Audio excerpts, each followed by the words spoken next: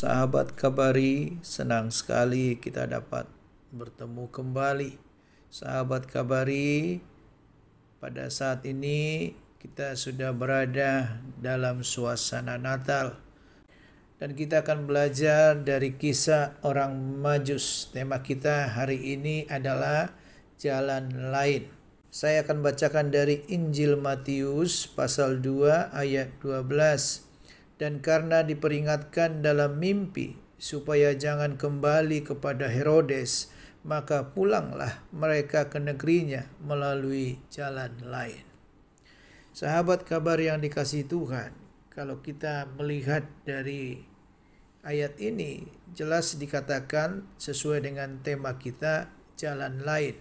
Perlu kita memahami apa yang dimaksud dengan jalan lain di sini. Namun terlebih dahulu kita memperhatikan bahwa kisah mengenai orang Majus ini dimulai dari Injil Matius pasal 2 ayat 1 sampai ayat 12 ini. Dikatakan dalam ayat 1, sesudah Yesus dilahirkan di Bethlehem di tanah Yudea, pada zaman Raja Herodes datanglah orang-orang Majus dari timur ke Yerusalem. Di sini dikatakan bahwa peristiwa kedatangan orang Majus itu adalah setelah Yesus dilahirkan di Bethlehem di tanah Yudea.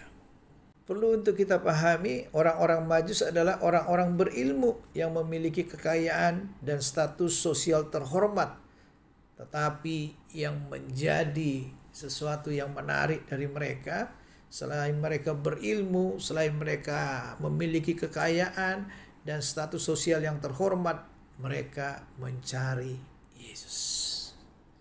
Sebab dikatakan di dalam ayat 2 dari Injil Matius pasal 2, dan bertanya-tanya, di manakah dia, raja orang Yahudi yang baru dilahirkan itu?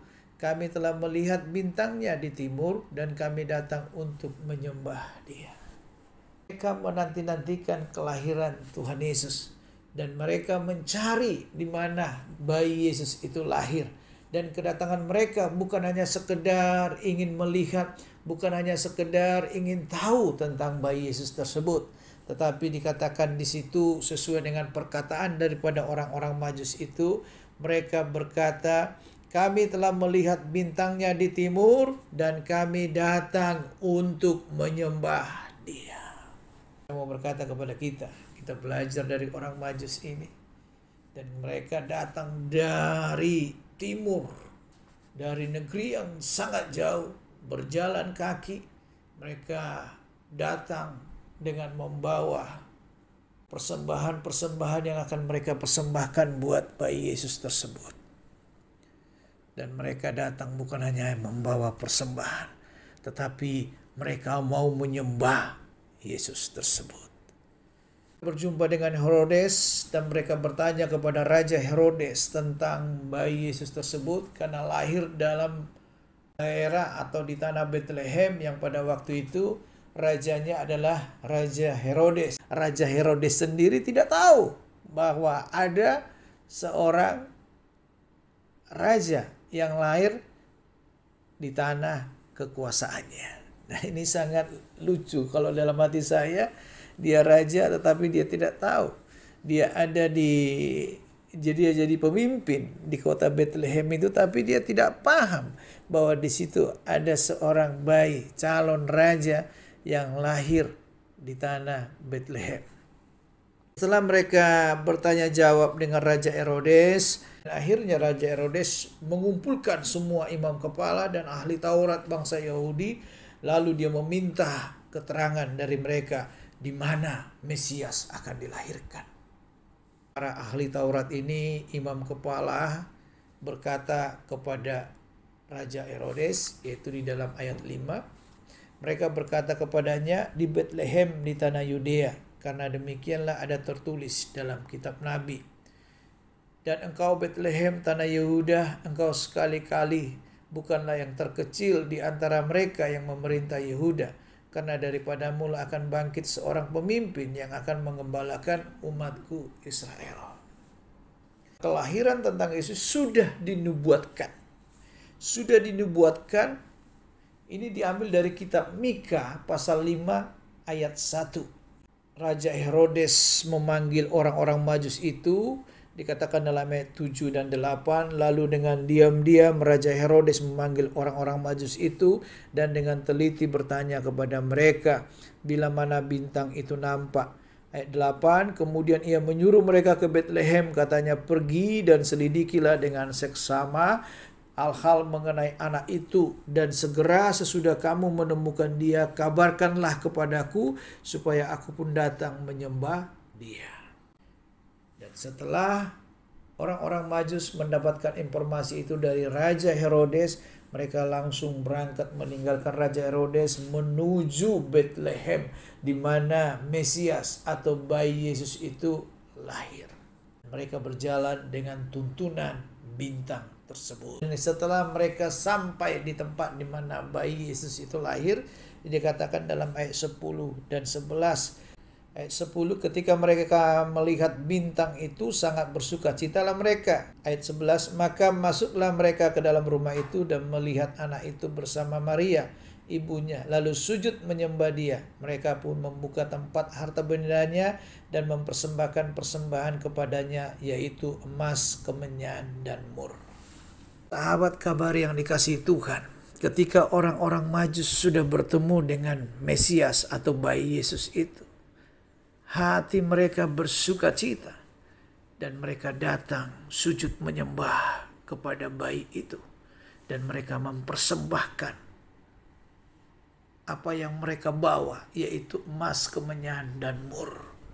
Semua mereka persembahkan kepada bayi Yesus tersebut. Setelah mereka bertemu dengan bayi Yesus tersebut, terjadi perubahan dalam hidup mereka. Perubahan yang sangat benar-benar kelihatan adalah bahwa mereka tetap mengizinkan hidup mereka dipimpin oleh Tuhan. Dikatakan dalam ayat 12, ayat yang kita baca tadi, dan karena diperingatkan dalam mimpi supaya jangan kembali kepada Herodes, maka pulanglah mereka ke negerinya melalui jalan lain. Jelas. Jadi dengan kata lain, saya mau berkata kepada kita, jalan lain yang dimaksud di sini yang perlu kita pahami, yang pertama adalah jalan tuntunan Tuhan. Kita perlu memahami jalan lain yang ditempuh oleh orang-orang Majus adalah jalan di mana Tuhan yang akan menuntun mereka untuk kembali ke negeri mereka. Mereka tidak kembali ke Herodes dari jalan ketika mereka datang, tetapi mereka menempuh jalan yang lain, jalan yang sudah Tuhan sampaikan di dalam mimpi mereka, jalan yang sudah Tuhan ingatkan bagi mereka di dalam mimpi itu, dan mereka menempuh jalan tersebut. Jalan lain yang kedua yang dimaksud di sini adalah perubahan dari hidup kita. Sahabat kabar yang dikasihi Tuhan, sudah berapa kali kita merayakan Natal? Mungkin di antara kita ada yang sudah sekian puluh kali kita merayakan Natal. Tetapi yang menjadi pertanyaannya adalah, ketika kita merayakan Natal itu, apakah di dalam diri kita sudah ada perubahan? Perubahan-perubahan apa yang sudah Tuhan kerjakan di dalam diri kita ketika kita merayakan Natal? Seperti orang Majus, perubahan yang terjadi dalam hidup mereka adalah bahwa mereka mau taat dipimpin oleh Tuhan. Sahabat kabar yang dikasihi Tuhan, jalan lain itu adalah jalan perubahan dalam hidup kita. Biarlah di Natal tahun ini, dimanapun kita merayakannya, biarlah kita berada di jalan lain. Tidak lagi di jalan-jalan yang dahulu atau sebelum kita merayakan Natal. Kita tidak lagi hidup seperti dahulu, hidup di dalam dosa, hidup di dalam penyimpangan-penyimpangan, hidup jauh daripada Tuhan. Tetapi marilah melalui Natal ini, supaya kita ada di jalan lain, yaitu jalan perubahan dalam hidup kita.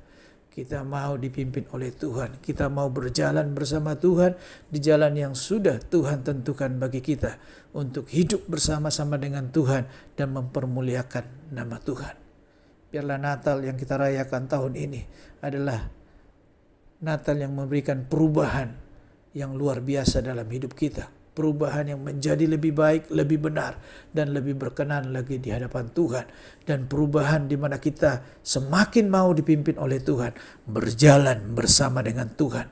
Amin. Mari kita berdoa.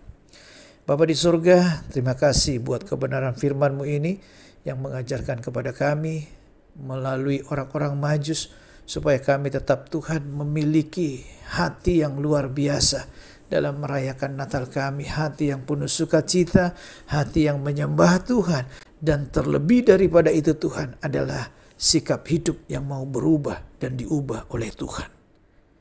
Ini hidup kami Tuhan, ubah kami supaya kami mengalami perubahan-perubahan yang lebih benar dan lebih berkenan lagi di hadapan-Mu dan menyenangkan hati-Mu Tuhan. Biarlah Engkau mengerjakan perubahan itu dalam diri kami. Segala hati yang keras saat ini Tuhan jamah dan Tuhan tuntun untuk masuk ke dalam perubahan. Berada di jalan lain, di jalan-Mu Tuhan, yaitu jalan perubahan. Jalan di mana Tuhan akan membawa kami masuk ke dalam jalan yang Tuhan kehendaki. Terima kasih Bapa, berkati kami semuanya. Dalam nama Tuhan Yesus kami yakin dan percaya, kami semua pasti dipelihara, dilindungi, disertai dan diberkati Tuhan. Amin.